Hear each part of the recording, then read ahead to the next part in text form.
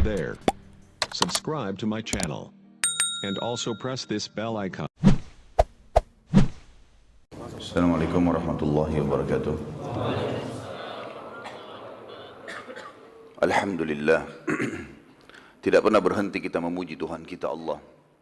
Satu-satunya yang telah menciptakan, memiliki, menguasai semua yang di langit, semua yang di bumi dan semua yang di kedalaman lautan, terjangkau atau tidak terjangkau oleh mata manusia. Zat yang maha hidup, berdiri sendiri, maha perkasa, maha kuat, tidak beranak dan tidak diperanakkan dan tidak ada sekutu bersamanya dalam setiap kegiatannya.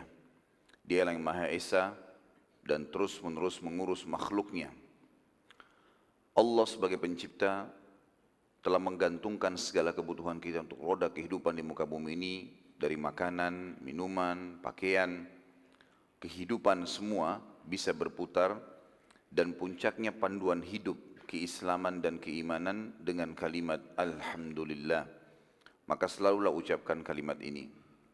Selanjutnya kita panjatkan salam hormat kita penuh dengan cinta dan rindu, penuh dengan ketundukan terhadap syariat yang dibawa olehnya, kepada manusia terbaik, pemimpin anak Adam di dunia dan juga di akhirat.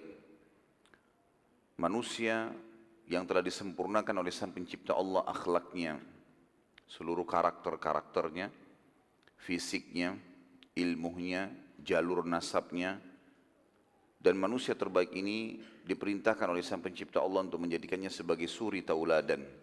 Menciplak hidup manusia terbaik ini adalah bagian daripada perintah Sang Pencipta Allah, dan keselamatan, kebahagiaan, ketentraman jiwa juga akan mendapatkan solusi-solusi terbaik dari setiap problematika kehidupan di dunia, dan puncaknya di akhirat akan masuk dalam surga sebagaimana tergambarkan dalam kehidupan manusia terbaik ini. Mengucapkan salam hormat sekali saja kepada manusia terbaik ini akan dibalas oleh Allah 10 kali tambahan karunia-Nya. Maka sangat wajar sebagai pengikut yang setia dan orang yang beriman kepada Sang Pencipta Allah selalu mengucapkan salawat dan taslim kepada Nabi besar Muhammad sallallahu wa ala alihi wa sahbihi wasallam. Saudaraku seiman, kita akan melanjutkan bahasan sirah nabawi. Dengan taufik dari Allah, kita akan masuk insyaallah ke Ghazwah suku atau Bani Mustaliq. Kalau kita berbicara masalah Ghazwah, saya pernah jelaskan dan saya reviewkan kembali, setiap peperangan yang dihadiri baginda Nabi SAW secara langsung, maka dinamakan Ghazwah. Kalau dalam bahasa Arab yang beliau tidak hadiri diistilahkan dengan Sariyah, Ma'rakah, ya, dalam beberapa macam istilah. Tapi kalau disebutkan Ghazwah berarti kehadiran baginda Nabi SAW ada di situ. Suku Mustaliq adalah salah satu suku Arab yang sangat besar, dan mereka sudah mendengar bagaimana baginda Nabi SAW memiliki pasukan yang kuat. Madinah juga termasuk pada saat itu kota yang maju, karena sudah mulai ada interaksi dengan seluruh kota yang di luar Madinah untuk ekonominya, untuk sosialnya, dan kaum muslimin banyak menjadikan Madinah sebagai pusat pada saat itu atau ibu kota, sehingga dari situlah seluruh pedagang, ya, seluruh pujangga, para ilmuwan ya, keluar menyebar. Maka suku Mustaliq salah satu dari suku Arab yang merasa diri mereka memiliki wilayah yang sebesar Madinah, bahkan mungkin lebih besar dari kota Madinah, dan jumlah mereka juga cukup besar. Maka mereka tamak untuk menyerang Madinah. Nabi SAW punya satu strategi perang, teman-teman seiman, adalah beliau selalu mengintai dan mengutus beberapa orang yang dipercaya untuk mengetahui keadaan musuh. Baik itu kekuatan musuh yang tidak ingin menyerang Madinah atau kekuatan musuh yang ingin menyerang Madinah. Karena Madinah pada saat itu adalah kota kecil di Jazirah Arab. Sampai sekarang pun masih dianggap salah satu dari kota-kota kecil saja di Jazirah Arab gitu kan. Madinah sangat kecil kalau dibandingkan dengan kota-kota yang lain di dunia ini gitu. Maka beberapa mata-mata Nabi SAW menyampaikan informasi tentang suku Mustaliq. Ya Rasulullah, mereka akan menyerang kita ini. Dan dari pemantauan kami, pasukan mereka cukup besar. Dan kalau mereka menyerang Madinah, maka kemungkinan kita akan kerepotan untuk menampung atau menahan serangan mereka. Maka Nabi SAW mengucapkan kalimat yang masyhur pada bulan Syawal tahun 6 Hijriah ini. Itu dengan kalimat beliau, kitalah yang akan menyerang mereka insya Allah. Maka Nabi SAW mempersiapkan pasukan berkekuatan 700 personil. Dan beliau sendiri yang memimpin peperangan itu. Juga satu hal teman-teman sekalian yang perlu kita garis bawahi, sudah menjadi sesuatu yang sangat terbuka dalam histori Islam, dimulai dari histori baginda Nabi SAW, pasukan muslimin pasti lebih sedikit dari pasukan musuh. Dan bukan dari kuantitasnya, tetapi bagaimana kualitas keimanan setiap personil itu. Allah menjanjikan dalam surah Al-Anfal, kalau ada di antara kita yang kuat, maka bisa mengalahkan double dari jumlah musuh. Imannya maksudnya. Kalau kita 100, maka kita bisa mengalahkan musuh 200. Gitu kan? Itu janji dari Allah SWT. Artinya seorang muslim, satu muslim bisa mengalahkan minimal 2 orang kafir. Dia punya keterampilan perang atau tidak. Kalau dia sudah masuk di kancah peperangan, Allah Subhanahu Wa Taala menjanjikan itu. Kalau masih ingat kita pernah menceritakan masalah kasus perang Badar, bagaimana Allah Subhanahu wa taala menurunkan firman-Nya, A'udzu billahi minasyaitonir rajim, falam taqtuluhum walakinallaha qatalahum wa ma ramaita idz ramaita walakinallaha rama.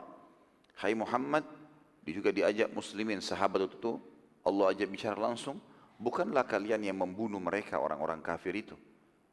Dan pada saat kalian sedang melempar anak panah, tombak, mengayunkan pedang, bukanlah kalian yang melempar, tapi kamilah yang melakukan itu.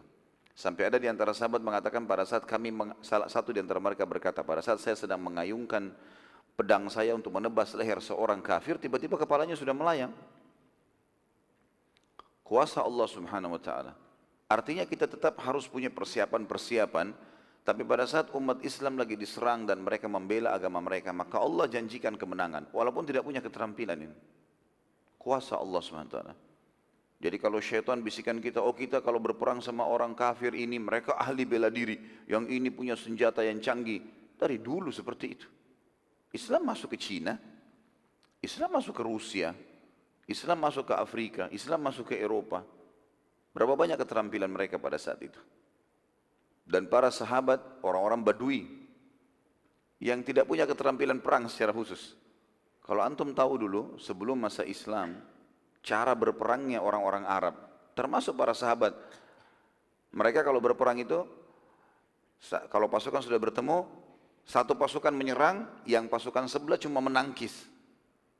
Itu tradisi perang dari dulu.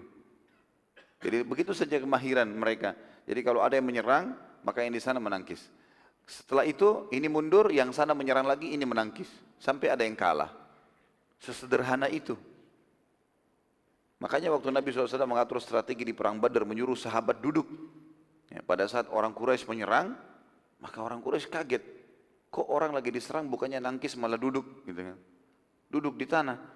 Dan pada saat mereka sudah mendekat, baginda Nabi SAW suruh memberdirikan tombak-tombak mereka sehingga kuda-kuda pasukan Quraisy tertusuk dan mati. Mereka kaget dengan strategi perang itu, gitu kan? Artinya teman-teman sekalian, kalau sudah di kancah peperangan jihad, sudah berbeda kasusnya. Sudah berbeda. Walaupun kita disebutkan oleh Allah SWT dalam Al-Quran, ayat yang masyhur, A'udzu billahi minasyaitonir rajim, wa iddu lahum mastata'tum min quwwah. Harus kalian persiapkanlah yang terbaik dari kekuatan kalian, yang kalian bisa menghadapi musuh. Silahkan, kita belajar keterampilan, tahu semuanya itu bagus sekali.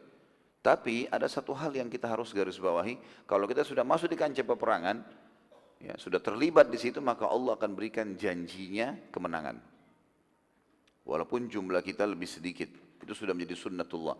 Makanya kalau kita kembali kepada sirah Nabi, jangan heran dengan pasukan Mustalik ini jumlahnya ribuan orang.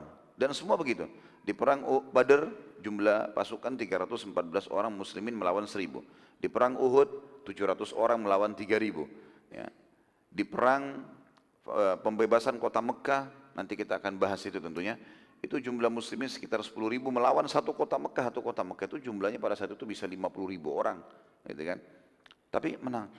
Perang Tabuk jumlah muslimin yang pergi 30.000 orang melawan Tabuk. Tabuk waktu itu dikuasai oleh Romawi, pasukannya 250.000 orang. Dan begitu terus rentetan historinya di zaman Abu Bakar juga begitu. Ya, pasukan sangat sedikit yang keluar dari Madinah. Kemudian melawan Musailam al-Kadzab, nabi-nabi palsu. Kemudian di zaman Umar bin Khattab, berapa jumlah muslimin pada saat tahun 14 Hijriah, perang Yarmuk ya, di wilayah Syam, kecil sekali. 12.000 orang saja melawan 250.000 orang. Jadi kalau kita lihat di kancah peperangan, kalau dari jauh kita bisa menyoting itu, mungkin kita akan lihat seperti gumpalan kecil melawan sebuah batu yang besar. Ya. Tapi subhanallah, menang juga dalam peperangan. Ya. Tentu sekali lagi keterampilan dibutuhkan, tetapi kuasa Allah subhanahu wa ta'ala akan memberikan kemenangan kepada kaum muslimin. Nabi alaihissalatu wassalam waktu itu memberikan bendera kaum muhajirin